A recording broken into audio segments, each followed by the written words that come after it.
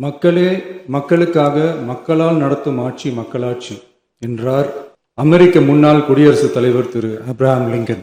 இன்றைக்கு அமைந்துள்ள மக்களாட்சி மலர்வதற்கு மக்களிடம் உள்ள பெரும் எதிர்பார்ப்பு, அவர்களுடைய எதிர்பார்ப்புகளை இப்பேரவையின் கவனத்திற்கு கொண்டு வந்து அதனை செயல்படுத்துவதற்கான திட்டங்களை, சட்டங்களை அமல்படுத்த வேண்டிய பொறுப்பு இப்பேரவைக்கு உள்ளது.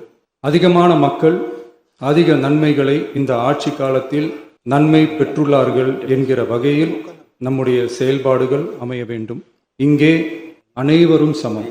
ஓர் உறுப்பினரை கொண்ட கட்சிகள் இங்கே இடம் பெற்றிருந்தாலும் அவர்களுடைய கருத்துகளுக்கும் அதிக எண்ணிக்கை பெற்ற தமிழக வெற்றி கழக உறுப்பினர்கள் தெரிவிக்கும் கருத்துகளுக்கும் சமமாகவே மதிப்பளிக்கப்பட்டு, நல்லவை ஏற்கப்பட்டு, அல்லவை நிராகரிக்கப்பட்டு, ஜனநாயகத்தின் இதயமாகவும் மூளையாகவும் இப்பேரவை செயல்பட வேண்டும்.